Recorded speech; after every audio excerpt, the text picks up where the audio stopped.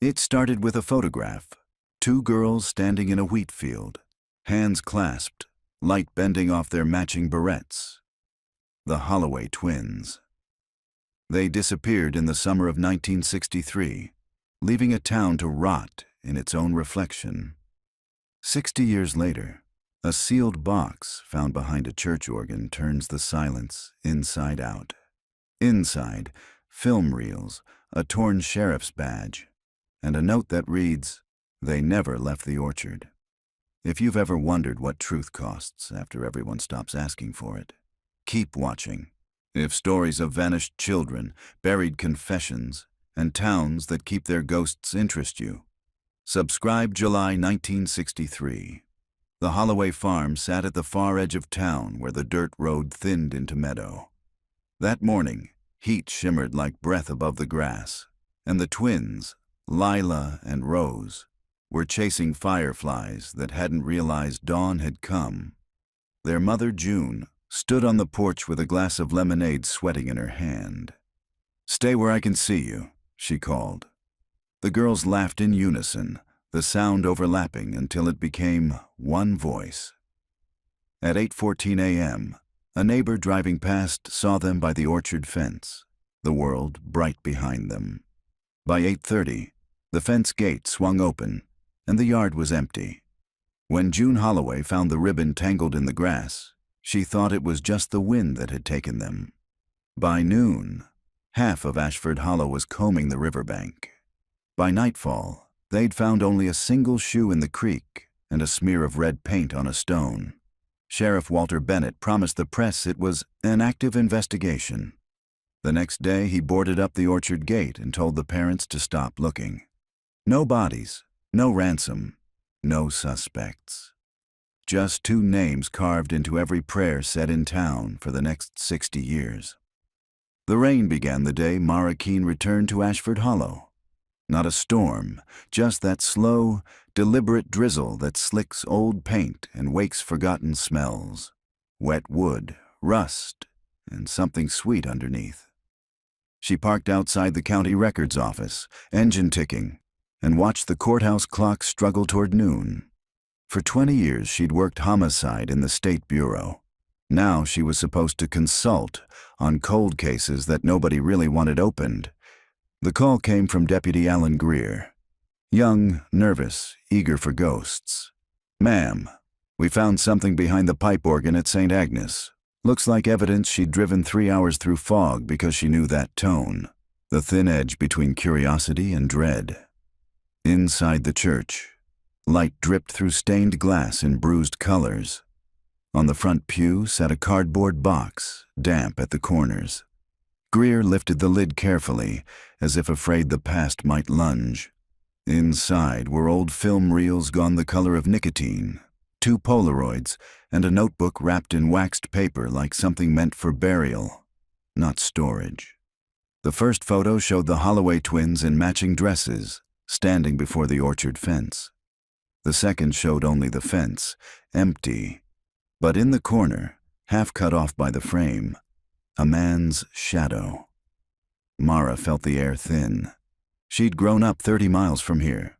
Her mother used to whisper the story of the mirror twins, the ones who talked in unison and vanished between heartbeats. Greer cleared his throat.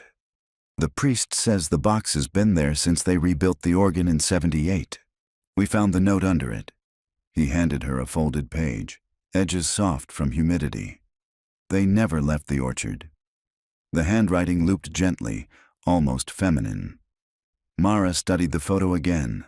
Behind the girls, the trees leaned like witnesses. The date stamped in the corner read, July 22nd, 1963. 3 days after the official disappearance. She exhaled slowly. Either someone faked this decades ago, or the timeline the whole town lived by was wrong. Outside, thunder muttered beyond the hills. "Seal everything," she said. "We'll catalog it in the morning." As she turned to leave, the organ groaned. A single deep note, though no one touched the keys. Greer flinched. "Wind," she said, though there was none. That night, in her motel room off Route 9, Mara laid the photos on the desk under the weak lamp. Rain tapped the window like someone rehearsing a confession. She traced the edges of the photograph with her thumb. The orchard behind the girls seemed alive, branches bending slightly differently each time she blinked. She told herself it was the flicker of the lamp. But when she looked again, the shadow that had stood at the edge of the frame was gone. Morning came gray and slow, the kind of light that never commits to being day. Detective Mara Keene parked her cruiser at the edge of the Holloway orchard just after 7.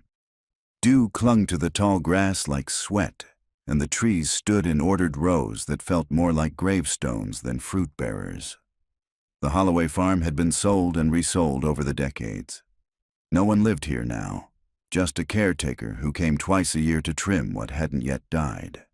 The gate sagged under its own rust. A hand-painted sign still read, Holloway Peaches. Since 1947, though nothing sweet had grown here since that summer, the twins vanished. Mara stepped through the gate, camera in hand. The ground was soft, giving slightly with each step. The orchard smelled faintly of rot and pollen, like a memory that had spoiled but refused to disappear. The file had said the girls were last seen by the fence, near the north rows. Yet the photo from the box showed them deeper inside, almost at the tree line. She followed the narrow path shown in the image, counting paces. At the 12th tree, she stopped. The bark was scored with deep grooves, as if someone had carved initials there long ago. She brushed away moss with her glove. L plus R-7/22/63. Her chest tightened. The same date as the photo. A breeze moved through the branches, the sound low and whispering.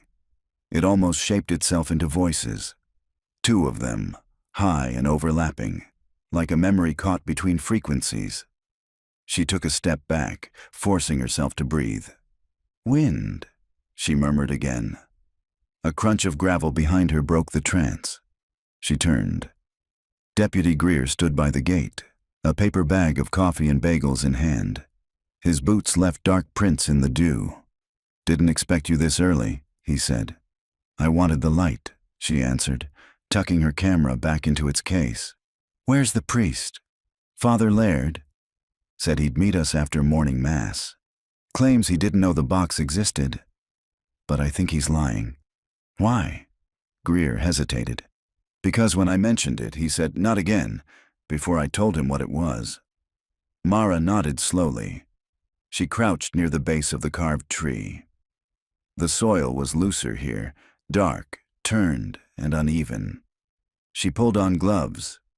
Get me a trowel. Greer blinked. You think? I think something was buried here. Maybe more than once. Together they dug, careful and silent. The wet earth gave way easily, clumping around the metal edge. A few inches down, the trowel struck something hard. Not bone, not stone, metal. They cleared away the dirt until the object emerged.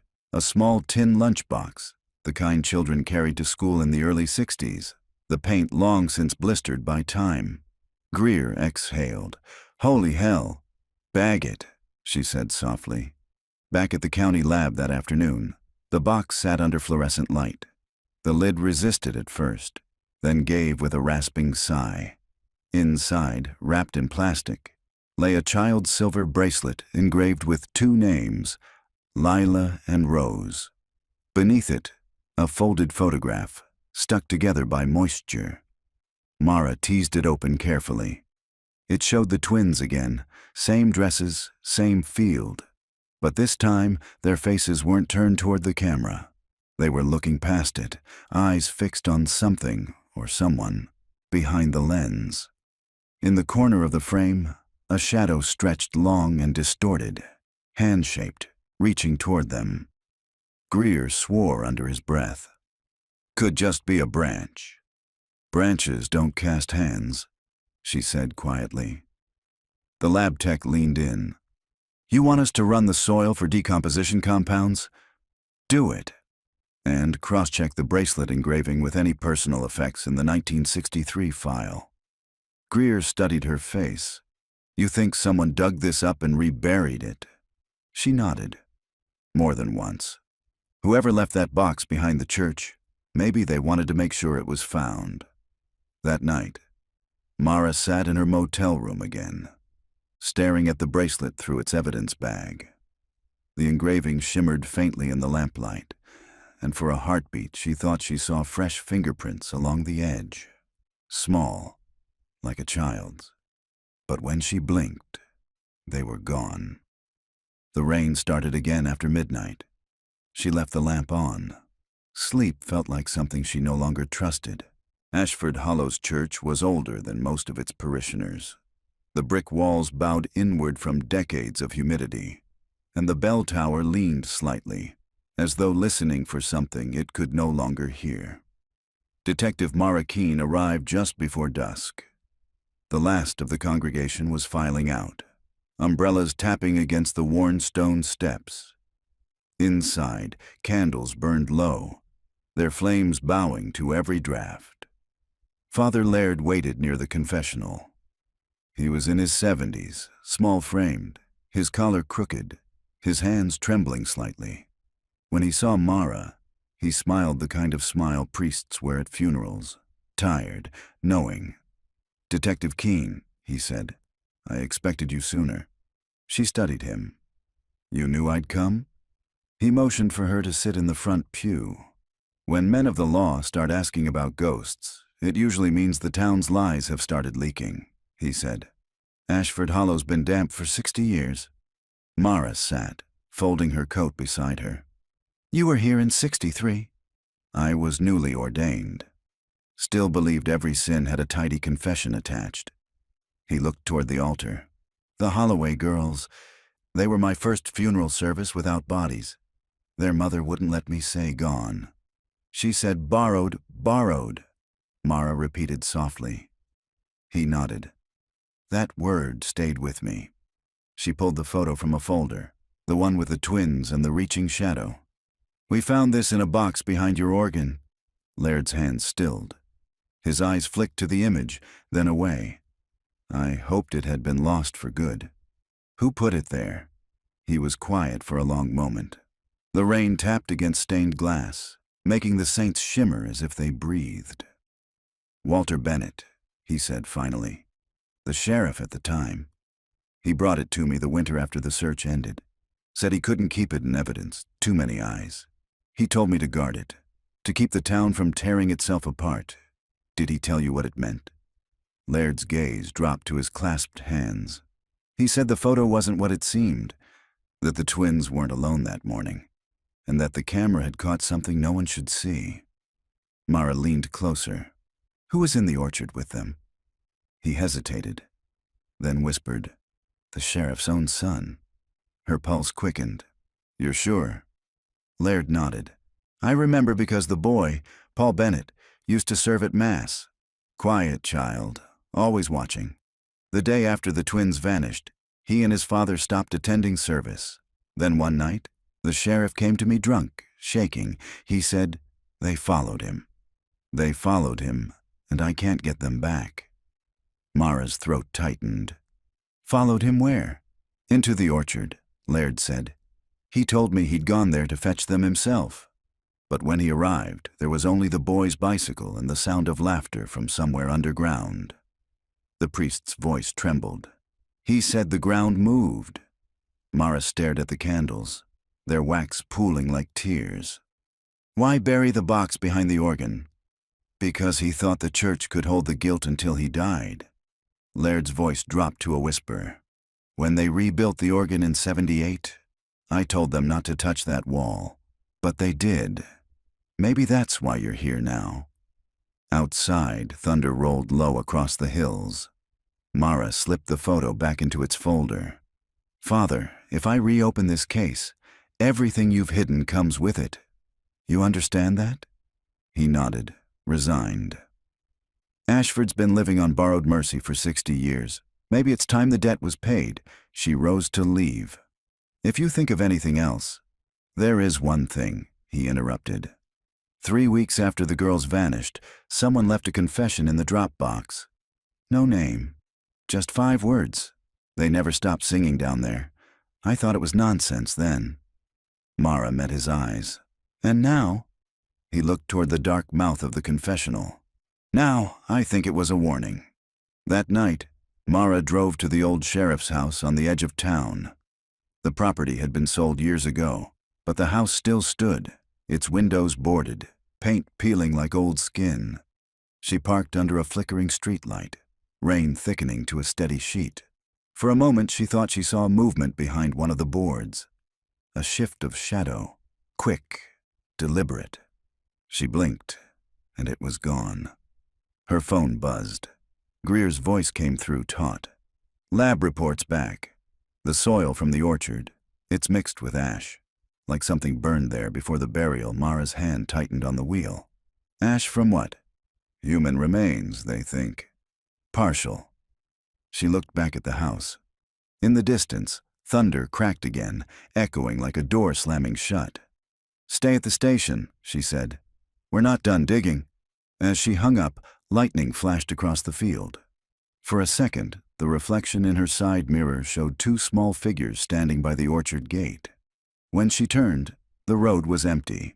The Bennett house sat on the outskirts of town where the pavement broke apart and let the past bleed through in dust. It was a 2-story relic of 1950s ambition. White siding, sagging porch. The kind of place where secrets could ferment undisturbed. Detective Mara Keene parked by the gate just after dawn. The rain had stopped, leaving everything slick and glistening, as though the night had been rinsed but not forgiven. She climbed the porch steps, the wood creaking under her weight. The front door was chained shut, a for sale sign hanging crooked from one nail. Through the cracked window she could see the living room, dust motes turning in a shaft of light, furniture ghosting beneath sheets. She pressed her palm against the glass. Cold. The house smelled faintly of oil and mildew. Paul Bennett had left Ashford Hollow decades ago. According to the record, he'd spent years drifting. 2 marriages, 1 arrest for trespassing, no forwarding address. Then, in 1991, a hospital intake form placed him in a psychiatric facility outside St. Louis. Discharged after 6 months. Vanished again. Mara jotted the address in her notebook. She had every intention of following that trail. But first, she needed to know what was still hidden here. She circled to the back, found a broken window, and stepped inside. The air was thick, dry, unmoved in years. Her flashlight caught the outline of family photos on the wall, faces turned sepia under grime. Sheriff Walter Bennett, square-jawed and proud. His wife in pearls. Their son, maybe 12, smiling too tightly, his hands behind his back as if hiding something. She moved deeper into the house. Dust lay on the furniture like ash.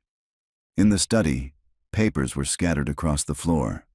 Old reports, faded receipts, a torn map of the orchard with X's marked near the northern rows.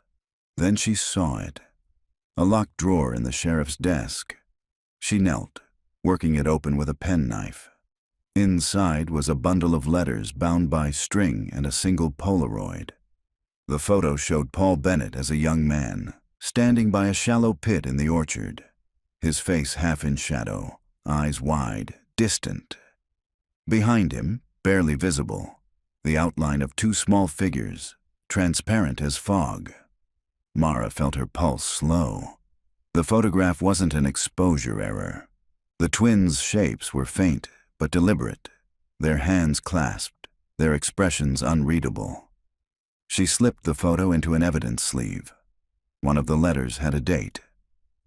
August 1963. The handwriting was shaky, uneven, as though written in haste. Father, I didn't mean for them to follow me. The ground kept calling after dark. You said to stay away from the roots, but they sang, and I couldn't shut it out. When they went quiet, I thought it was over. But the orchard still moves at night. Mara closed her eyes. The air felt thinner now, her breath catching in it. From somewhere deeper in the house came a slow, deliberate knock. 3 times. She froze, listening. The sound came again, faint but rhythmic. She followed it through the hallway to a door leading down into the basement. The handle was rusted, the wood swollen. She pulled it open. Cold air breathed up from below, thick with damp earth. The knocking had stopped. Her flashlight beam caught a series of carvings on the wall by the stairs, small, crude lines etched with a blade. Dozens of them. Counting marks.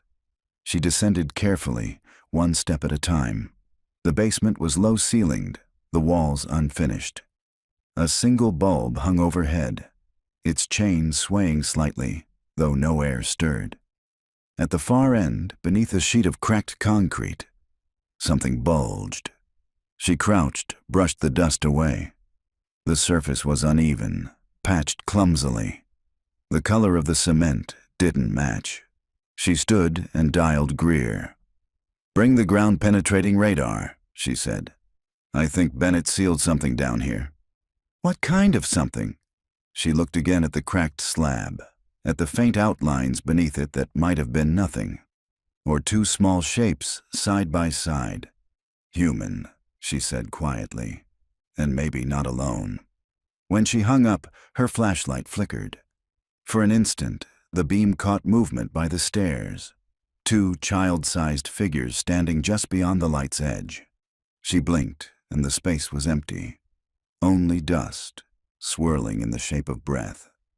Outside, the sky had begun to pale, dawn pushing through the clouds.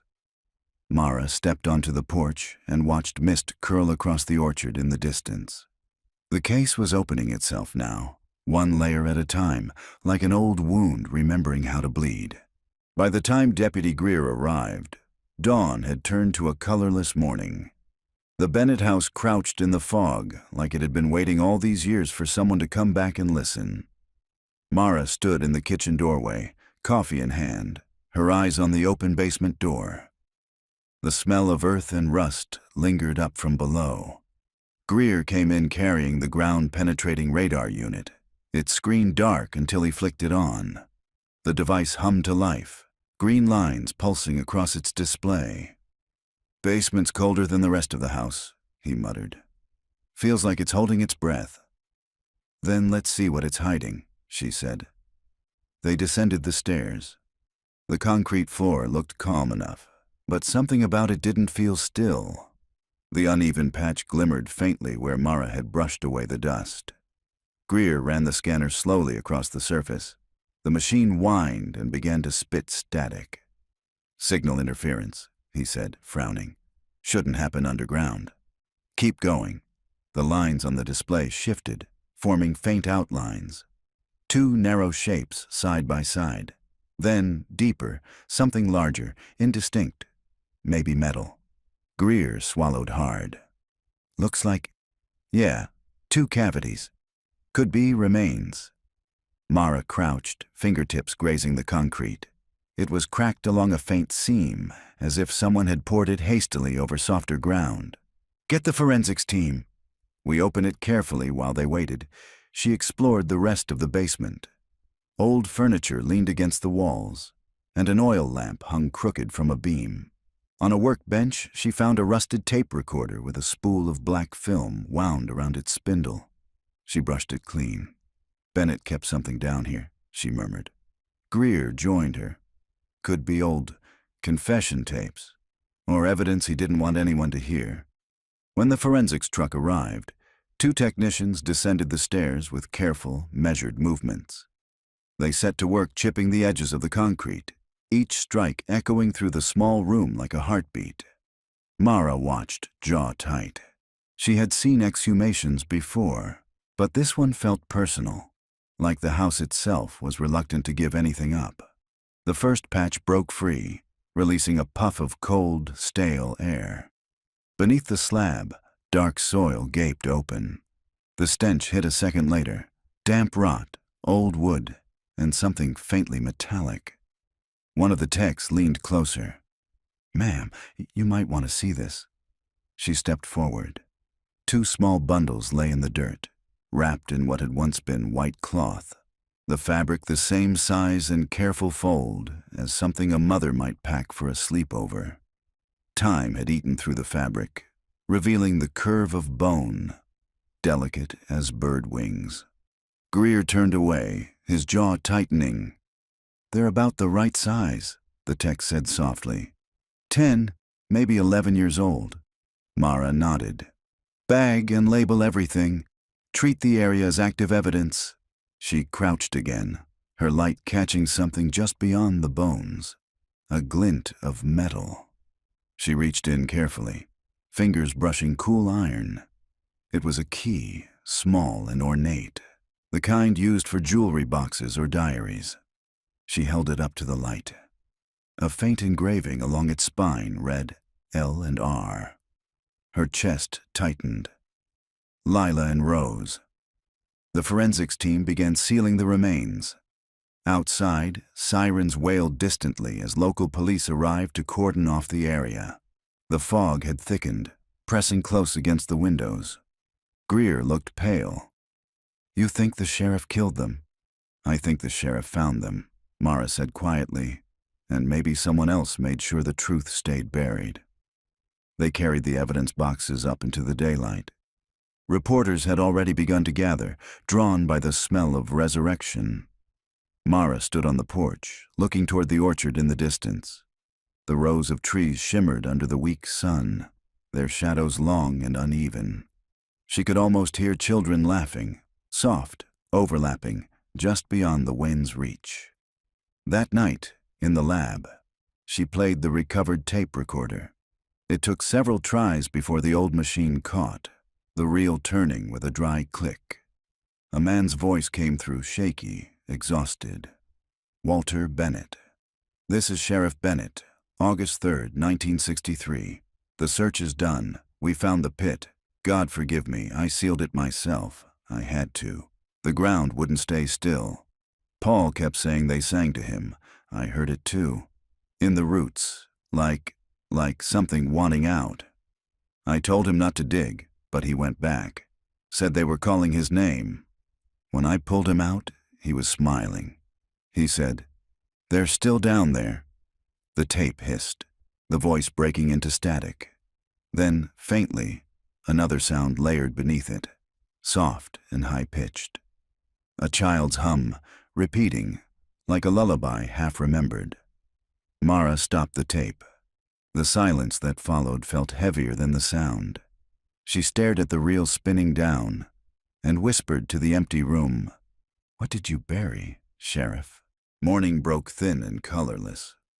Rain had stopped, but the world still smelled of it. Wet asphalt, iron, and the faint sweetness of rotting leaves. Mara Keene hadn't slept.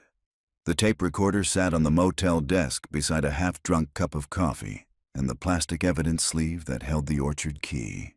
She'd replayed the sheriff's voice until the hiss between his words began to sound like breathing. At 3 a.m., she heard something she hadn't noticed before, beneath the childlike humming. A second voice, fainter, male, whispering words that blurred in the static. She rewound, leaned close, listening again. The whisper was rhythmic, counting maybe, or reciting something. 1, 2, under the roots. Then silence. By sunrise, she was already driving toward the station. Deputy Greer was waiting at his desk, looking worse for sleep than she was. He handed her a file. "Preliminary analysis on the Bennett tape," he said. "Audio tech cleaned it up. There's definitely 2 voices.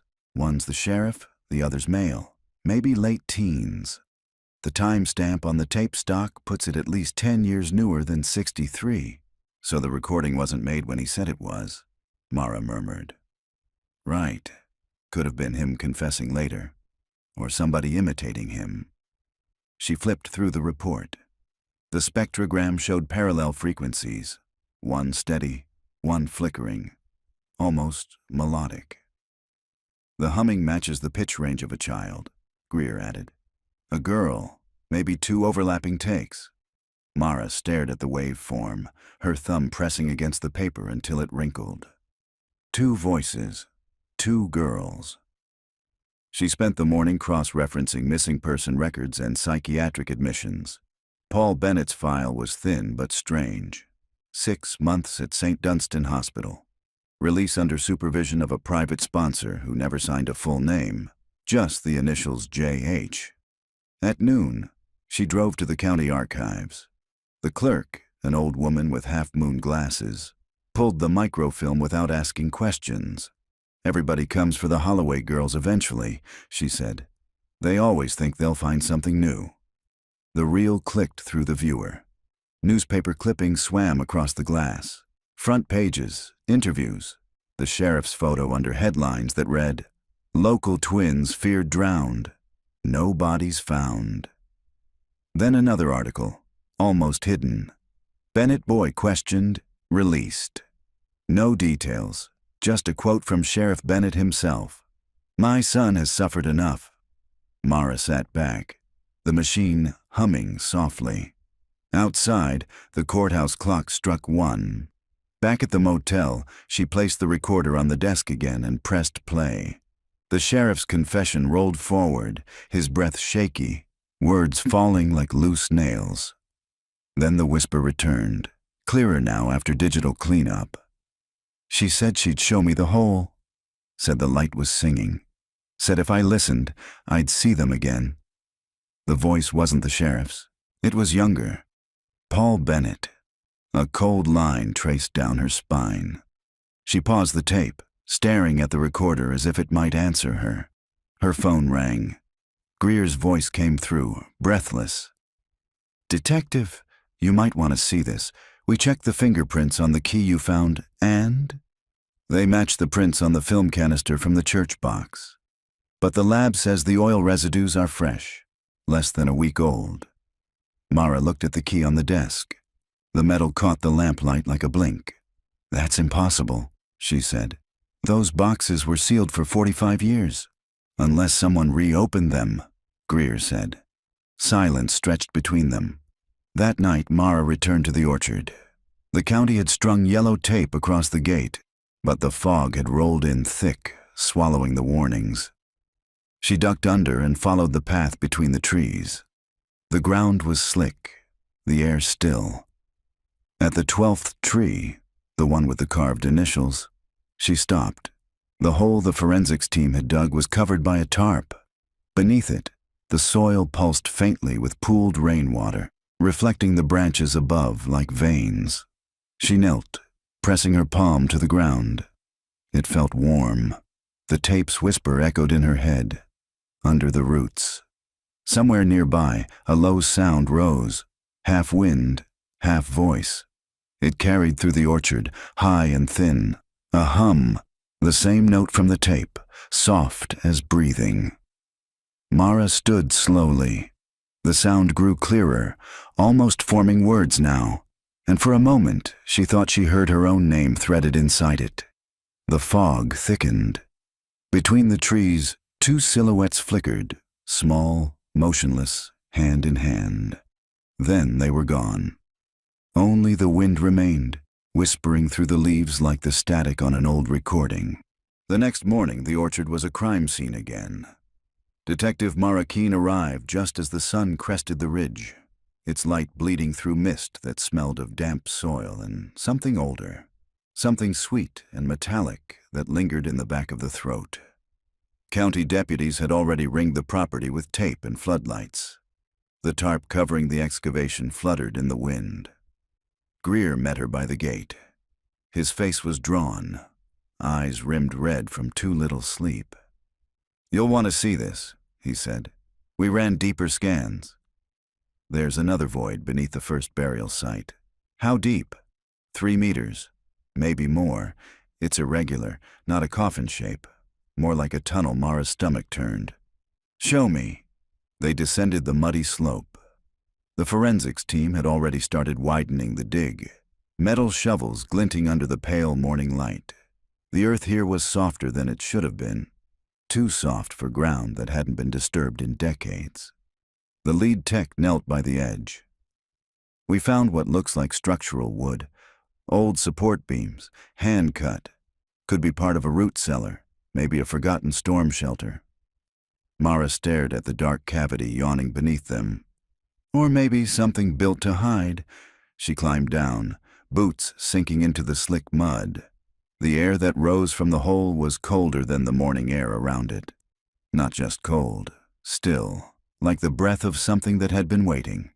When she ducked beneath the first beam, her flashlight swept over soil-stained boards. A ladder rotted to splinters, and, half buried in the corner, a child's shoe. Blue leather. The same make as the twins, in the case file photos. Her hand trembled as she brushed it free. Inside the shoe was something hard. She tipped it over. A marble rolled out, blue glass swirling with white clouds. She remembered the sheriff's tape. They sang to him. "What the hell is this place?" Greer whispered. Mara's light moved across the far wall. Symbols had been carved into the wood. Circles, intersecting lines, numbers repeating. 1, 2, 1, 2. Over and over, etched deep enough to splinter.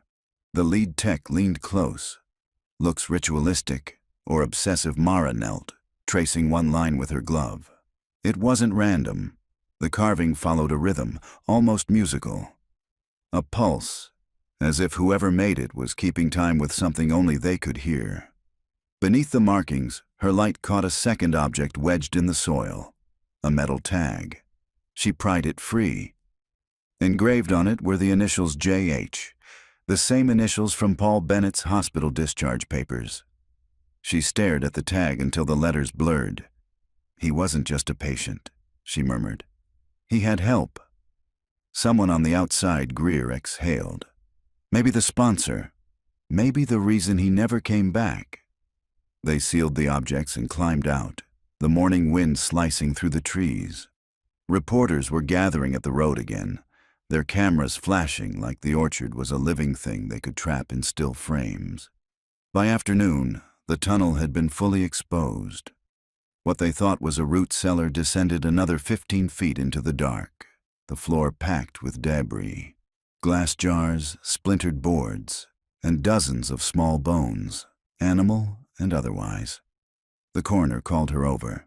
"Most of this is wildlife," he said, voice low. "But there's something else mixed in, phalanges, human, child size. And see this?" He held up a fragment of paper sealed under plastic. A torn scrap of a photograph, the corner of an image, the edge of a white dress, and just visible, the curl of a small hand holding something round. A marble. That night, Mara sat alone in her motel room again. Rain tapped against the window, faint and restless.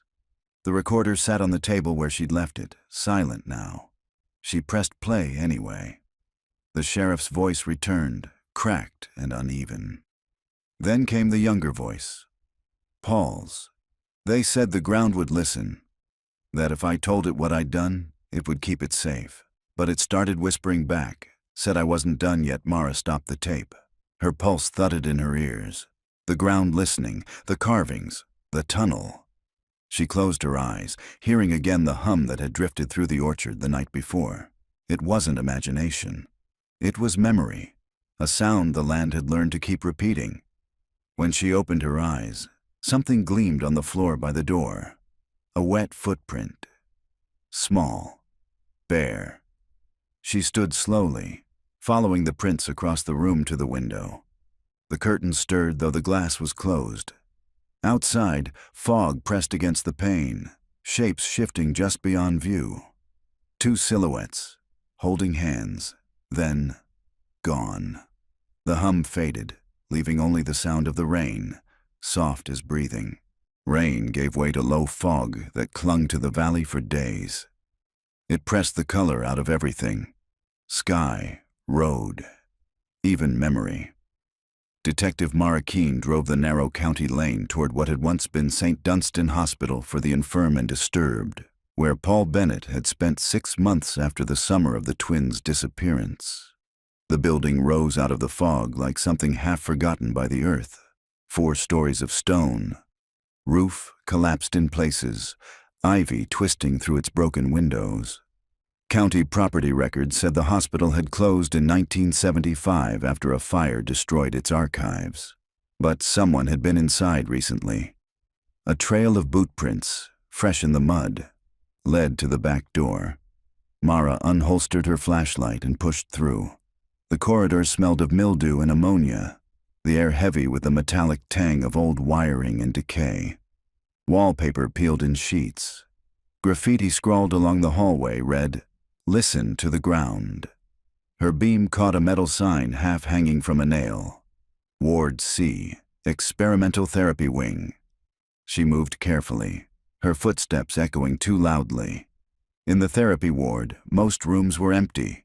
Beds rusted, equipment collapsed under dust. But at the end of the hall, one door was locked from the outside with a thick chain. A metal tag hung from the latch. JH. Her breath caught. She knelt, examining the door. The hinges were newer than the frame, replaced maybe a decade ago. Someone had secured this long after the hospital shut down. She tried the lock. It gave with a reluctant groan. Inside was a small, windowless chamber. The walls were lined with soundproof padding. On the floor sat a single reel-to-reel recorder connected to an old battery unit. Beside it, a box of magnetic tapes labeled by date. August 3rd, 1963, PB number 1, August 6th, 1963, PB number 2, AUG 10, 1963, Roots, Auditory. Mara stared at the handwriting, thin, deliberate, clinical. She switched on the recorder. The machine crackled, the tape spinning slow. A male voice filled the room, measured, calm, professional. Session 2. Subject Paul Bennett. Audible hallucinations persist. Claims voices emerge from soil near the Holloway orchard. Attempts to record them unsuccessful. Subject states the girls speak in color. Requests to go home. Mara's heart thudded. The next voice was Paul's, quiet, slurred by sedation. They said we'd all forget if I helped. But the ground doesn't forget. It's still breathing down there, the doctor again. Who told you that, Paul? A pause. Then, barely audible. My sponsor. Static overtook the tape. Mara shut it off, throat dry. The label on the recorder bore a faded sticker, property of Willow Creek Research Institute. The same agency name that had appeared on the back of the Willow prototype camera she'd heard about in the Dillard case file a year earlier. Her pulse quickened. Willow Creek, she whispered. They were connected. Outside, the fog pressed hard against the broken windows. Mara gathered the tapes into her evidence bag and stepped back into the hall. But as she turned toward the exit, her light caught fresh footprints in the dust. Boot prints, larger than hers, leading toward the staircase. Someone else was here. She moved quietly, following the sound of movement above. The second floor groaned as if under shifting weight. Her light swept across a row of open doors. At the far end, a figure stood half-turned toward her, a man in a gray overcoat, face pale under the flashlight beam. "Agent Mora," she said, startled. He raised a hand. "Easy, you shouldn't be here alone." "I could say the same," she said, lowering the light slightly. "How did you know I was here?" "I didn't," he said, voice even. "Your car's parked halfway off the road. Thought you might need backup." He stepped closer. His shoes left no sound. Mara gestured toward the bag. "I found the Bennett tapes, and whoever JH was, he worked for something called Willow Creek Research." Mora's jaw tightened almost imperceptibly. "You shouldn't take those out of here. They're classified material." "Classified? It's a missing child case." His eyes flicked toward the hallway behind her. "Some things weren't meant to be reopened, Detective. That's how people disappear." She studied him. The fluorescent light from the windowless corridor made his skin look gray, hollow. "What did you do to the man who sent you?" she asked quietly. He smiled without warmth. "Same thing he did to everyone else. Took their pictures and filed them away. He stepped aside. Leave the tapes. Walk out. Pretend you never found this place. She shook her head. Not this time. For a long moment they stood facing each other, the hum of old wiring between them. Then he lowered his gaze. I tried to warn you.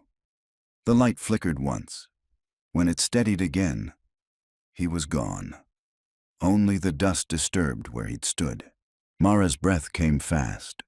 She ran to the stairwell, but it was empty. Wind moved through the broken windows, carrying faint whispers that might have been her name, or just the building sighing under its own weight.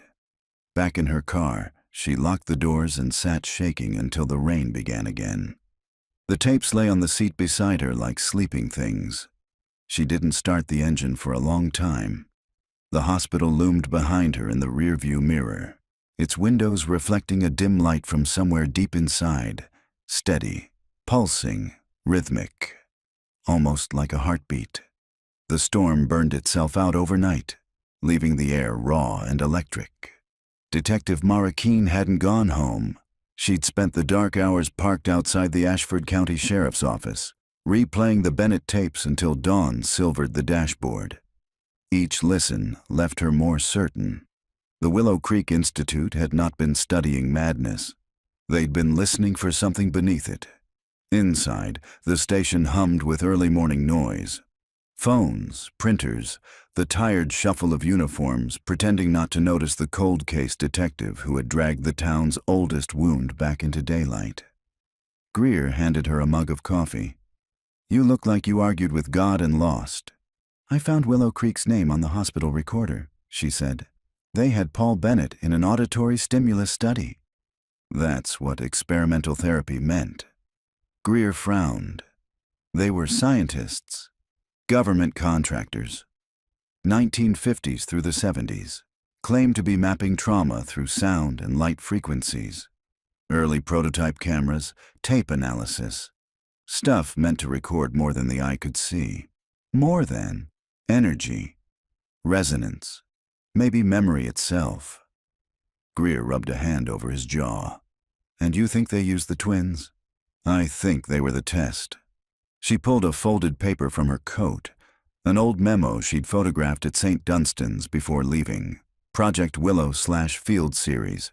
B subject pairing required for synchronized frequency response. Location, Holloway Orchard, July 1963.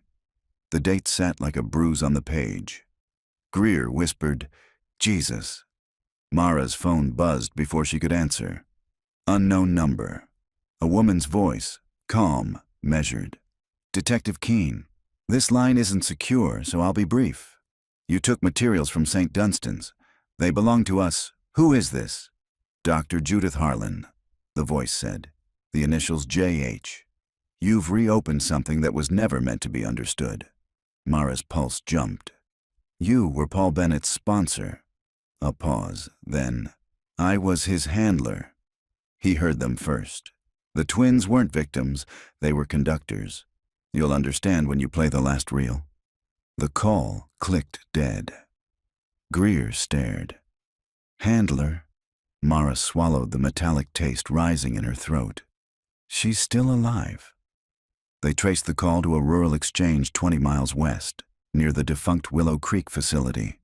The road there cut through pine forest and ended at a chain-link fence draped in warning signs that had long since faded. Inside the perimeter, buildings leaned into decay. Research labs gutted, windows blown out, the air sharp with ozone and mold. They entered the main hall. A generator somewhere deep inside clicked to life, spilling a thin blue light across the floor. Rows of photograph negatives hung from wires like dark laundry. Each frame showed the orchard under different filters. Infrared, ultraviolet, spectral composites, and in every one, two faint shapes stood between the trees. Greer's voice shook. They were photographing sound. Mara walked to the far wall, where a chalkboard still bore equations, notations about wave harmonics/biological resonance. Beneath it, a phrase scrawled in white. Memory is a frequency. Death is just what happens when no one tunes it out. A metal cabinet stood open. Inside, a single reel of film labeled Willow B/Final. She loaded it into a surviving projector. The bulb flickered, the film catching with a low whir. On the screen, the Holloway orchard, black and white, windless. Two girls standing hand in hand, faces turned toward the camera. Behind them, Sheriff Bennett and another man, Dr. Harlan, adjusting equipment. The girls smiled. The air around them shimmered. Then the image rippled as if the film itself exhaled. The soundtrack hissed, and a low tone began to hum through the projector speaker. Deep, rhythmic, almost musical. The girls' mouths opened, matching the frequency, and the trees behind them bent inward like listening things. Then the screen went white. The bulb burst. Smoke filled the room. When it cleared, the reel had melted into black curls of plastic. Greer coughed. "What the hell did we just see?" Mara stared at the smoke rising from the projector. "Proof," she whispered. "They made a recording that could still speak." They left the facility before nightfall. The forest around it was unnaturally quiet, the soil underfoot soft as breath. Back in the car, Greer broke the silence. "If that tape can make trees bend, what's it doing to people who hear it?" Mara didn't answer. The recorder on the seat beside her had begun to hum, faintly, on its own. Twilight pressed down on the hills when Detective Mara Keene reached the last address connected to Dr. Judith Harlan, a farmhouse crouched beneath wind-stripped oaks on the western ridge. The mailbox still bore the faint stencil J.H., the letters rusted to ghosts. Her tires crunched over gravel. The house had no lights, but smoke drifted faintly from the chimney, as if it had remembered how to breathe only moments ago. She knocked once. The door opened an inch. A woman's voice, soft, cautious. "You came sooner than I expected." Mara showed her badge. "Dr. Harlan." The door widened. The woman standing there was older than the voice suggested, silver hair drawn back, eyes sharp behind rimless glasses. She wore a wool sweater that looked older than either of them. "Come in," Harlan said. "The night carries sound up here." Inside, the room smelled of cedar and dust. Books stacked along every wall, their spines faded. Acoustic physics, phenomenology of sound, waveforms of consciousness. On the mantel above a cold fireplace sat a single-framed photo, the Holloway twins, smiling in grainy black and white. Mara stopped. "Where did you get that?" Harlan's expression didn't change. "From the orchard." "I took it." "You were there in 1963. "I was everywhere the project required." They sat at the kitchen table, a single lamp between them. Outside, wind worked through the eaves with a long, low hum that made the glass vibrate. "You worked for Willow Creek," Mara said. Harlan nodded. "I founded it. You experimented on children. I recorded resonance. The twins could mimic tones most instruments can't produce. When they sang together, they formed a standing wave, sound that didn't dissipate. The sheriff's boy heard it first. The ground answered. Mara stared. "Answered? You've been hearing it yourself, haven't you?" Harlan's voice softened. "That low frequency in the tape, under the sheriff's confession. It isn't electrical noise. It's the echo left in the soil when energy refuses to die." Mara's fingers tightened on the table edge. "You're telling me you captured ghosts. I'm telling you we built a microphone sensitive enough to register grief, and then we pointed it at children and asked the ground to answer." Silence pressed between them. Harlan rose and crossed to a locked cabinet. She returned with a metal case no larger than a lunchbox. Inside lay a headset, its ear cups wrapped in copper wire. "This is the original receiver," she said. "Paul Bennett used it the night the twins disappeared. He was supposed to listen, record, report what he heard. Instead, he followed the signal into the orchard." The wave intensified. The girls vanished. The ground sealed itself. She looked up. You found the burial site? Mara nodded. We uncovered remains. 2 small bodies. Harlan's mouth trembled.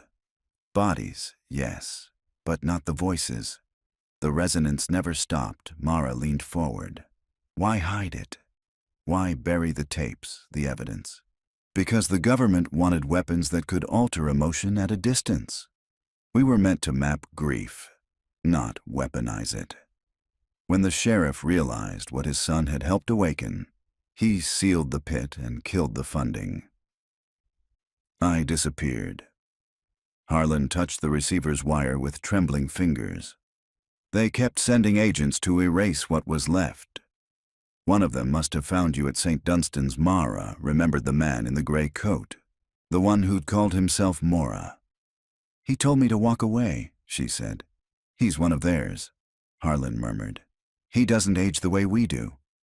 Lightning flared beyond the windows. The hum deepened, rolling through the floorboards. Dishes rattled. Mara stood. What's happening? The resonance is close, Harlan said. They've been trying to reach anyone who'll listen. The twins? Harlan nodded once. You reopened the case, detective. You reopened the channel. The lights flickered. From somewhere below the house came a faint, harmonic sound. 2 notes, high and pure, weaving together. Mara felt it vibrate through her chest, gentle and terrifying. Harlan grabbed her arm. If you go back to the orchard, don't dig again. The ground remembers shape. It will try to fill what's missing. Why tell me this now? Because you'll go anyway, Harlan said simply. You've already begun to hear them. Everyone who listens long enough does. Thunder rolled overhead. The lamp flickered once more and died, plunging the room into darkness. In the brief silence that followed, Mara could still hear the twins hum, soft, layered, impossibly close. She turned toward the window. 2 reflections stared back at her, small and luminous, standing just behind her shoulder. Then the power returned, and they were gone. Harlan sat motionless, hands clasped. Now you understand why I stayed hidden. Mara swallowed the metallic taste in her mouth. No, she said quietly. Now I understand what you buried. Outside, rain began again, slow and deliberate, as if marking time. When Mara left the house, the road behind her glowed faintly, as though something beneath it had begun to stir. By the time Detective Mara Keene reached the valley, night had drained the color from everything. The orchard lay ahead under a low ceiling of clouds, the trees rising out of fog like half-remembered thoughts. She parked at the same gate where it had all begun. The yellow police tape flapped listlessly, brittle from rain. She ducked under it and started down the narrow path, flashlight beam cutting through the mist. Each step sounded too loud. The air held the faint vibration she'd felt at Harlan's house, a tone just below hearing, more sensed than heard. She paused at the 12th tree. The initials L+R gleamed faintly in the beam. Beneath it, the soil the forensics crew had disturbed had already settled, smooth again, as if the earth had stitched itself shut. Wind whispered through the branches, and the pitch shifted. A harmony, 2 notes weaving. Mara knelt, pressing her palm to the ground. Warm, always warm. She spoke softly, unsure whether to the soil or to herself. Lila, Rose, if you can hear me. The wind rose, bending the trees until their trunks creaked like ships at sea. A whisper threaded through the air. They hear you. Her pulse spiked. She swung the flashlight, but nothing moved. Only the rows of trees stretching into fog, their shapes swaying to an unseen rhythm. She pulled the recorder from her coat pocket and clicked it on. Detective Keene, field log, 2,200 hours. Returning to primary site after contact with Dr. Harlan. Evidence suggests residual sound frequencies remain active. The machine hissed. A low hum built beneath her words, then overtook them. The ground trembled. The pitch climbed until it became a chord, 2 voices humming in parallel. Then, just as suddenly, silence. From behind her came the faint crunch of footsteps. She turned. Deputy Greer emerged from the fog, face pale, breath visible. "Couldn't reach you. Thought maybe—" He stopped, hearing it too. That sound. "It's coming from under us." Mara nodded. "They're trying to surface." Greer swallowed. "Detective, this is way past cold case territory. Everything's buried until it isn't," she said quietly. The soil at their feet shifted, small ripples like something breathing. She backed up a step. The ground split open with a low, exhausted sigh, releasing a gust of warm, sweet air that smelled of overripe peaches and something that had been trying not to rot. Greer stumbled. "Jesus!"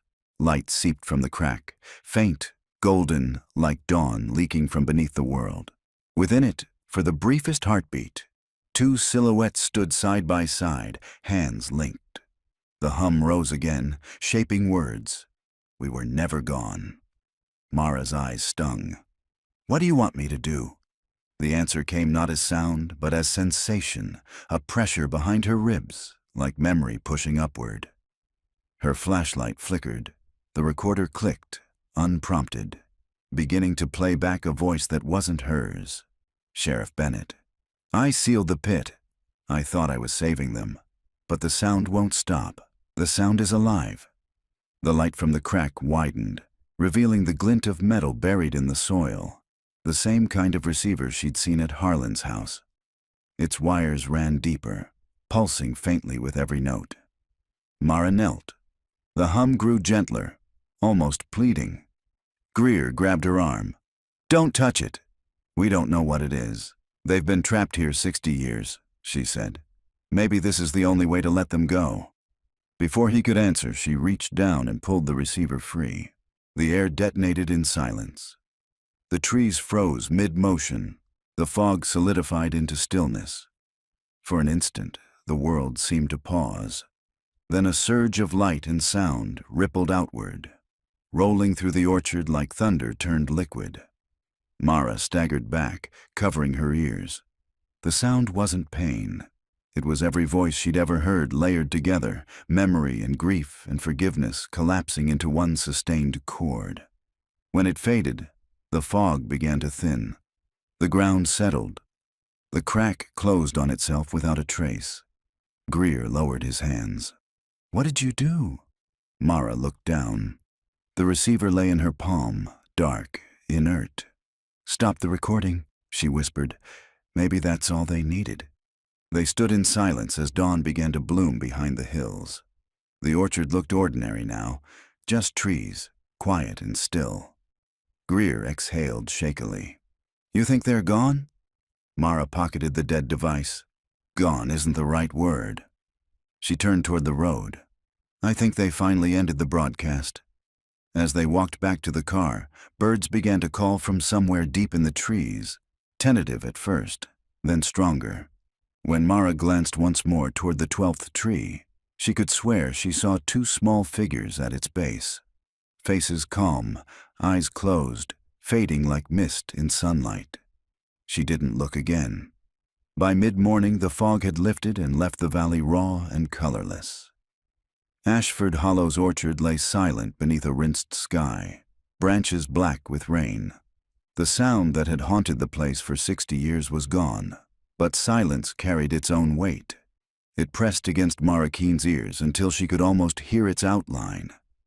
Deputy Greer stood beside her near the 12th tree, boots sinking into damp soil. The receiver she had torn from the ground rested in an evidence bag between them, inert metal streaked with clay. "State Lab's already calling," he said quietly.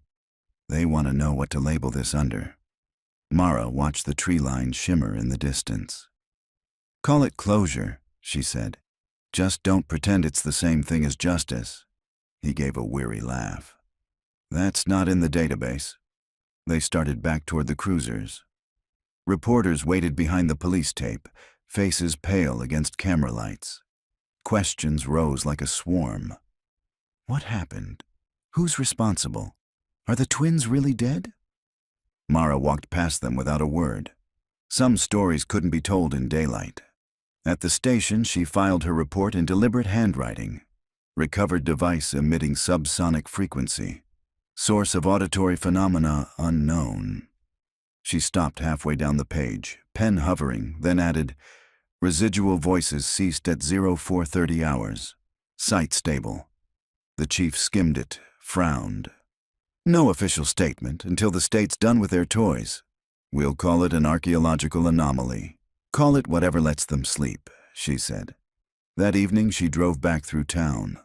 Windows were open for the first time in months.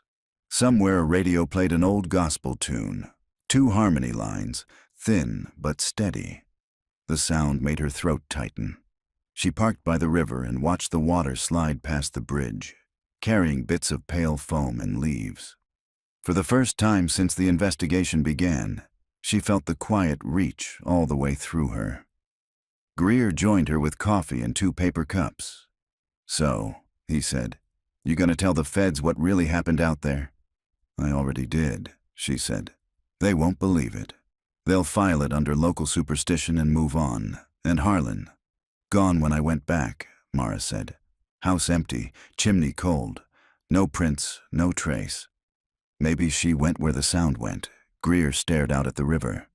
You think they're at peace now? Mara took a long breath. Peace isn't the word.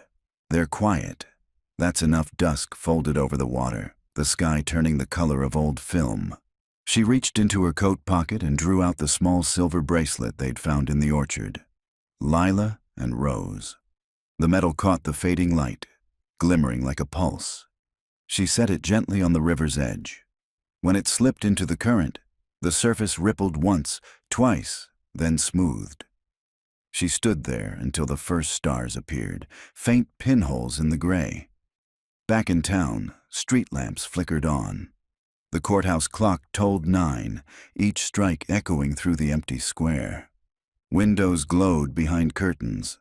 Life resumed its rhythm. At the motel, she placed the now silent recorder on the nightstand. For a moment she thought she saw condensation bloom across the tape window, a fogged breath. But when she blinked, it was clear again.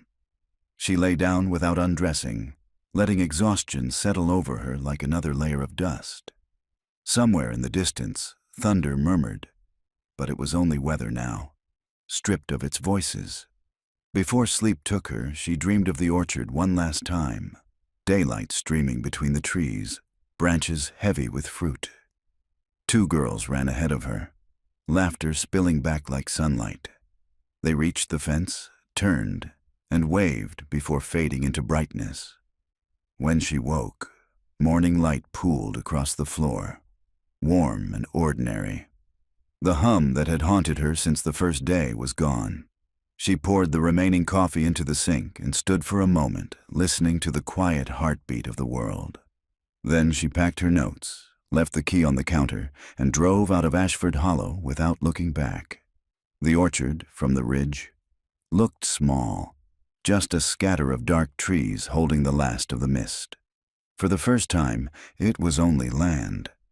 6 months later, spring found its way back to Ashford Hollow. The fields had greened again, and the orchard, untended since the excavation, had begun to bloom as though nothing had ever happened. A roadside memorial stood near the gate. 2 small crosses, weathered, each wrapped in white ribbon. Townsfolk still left flowers there, though no one mentioned the case aloud. When asked, they said the valley finally sounded normal again. In a government lab 3 states away, the receiver from the orchard sat sealed in a glass case. A technician logged temperature, humidity, static readings, all 0. But sometimes, when the lights were off, the glass would fog from the inside. At exactly midnight, the internal sensors recorded a vibration too low for the human ear, 2 frequencies, perfectly paired. The log read, "Anomaly persists. Source undetermined." Detective Mara Keene didn't know that. She had resigned from the bureau and moved east, renting a cottage near the sea. Most mornings she walked the shoreline before dawn, a thermos of coffee in hand. The waves made a sound almost like the orchard wind, a rhythm she could bear. Her notebooks lay packed in a trunk under the bed. She hadn't listened to the original tape since leaving Ashford, though sometimes, in the hush before sleep, she imagined the sheriff's voice again, tired, remorseful, dissolving into static. The dreams came less often now. When they did, the twins were no longer standing by the orchard gate. They were walking away from it, hand in hand, toward a horizon bright with morning. One gray afternoon, she received a small padded envelope postmarked from Ashford County, no return address. Inside was a cassette tape, unmarked except for the words, "for the record." Her first instinct was to throw it away. Instead, muscle memory she hadn't consented to carried her to the closet, dug out an old tape player, and set it on the table before she even realized her hands were shaking. At first there was only wind, the sigh of distant trees. Then a single tone emerged, low and steady. A child's voice followed, soft and clear. "You stopped the song. Thank you." Then faintly, another voice overlapping, almost a whisper. "We remember you." Mara sat very still, eyes stinging. The recording ended in silence. No hiss, no hum. Just the ordinary sound of the ocean through the open window. She rewound the tape once, listening again. Not for words, but for what filled the space between them. There was nothing there but the heartbeat of the machine, the pulse of the living world. She smiled, a small, tired curve of the mouth, and switched the player off. Outside, the wind carried the scent of salt and rain. Far out at sea, lightning flickered. Just light this time, no voice beneath it. She poured a fresh cup of coffee and watched the tide come in, the surface smoothing every mark the night had left. Some stories don't end, she thought. They quiet down enough to let you breathe again. And that, at last, was enough.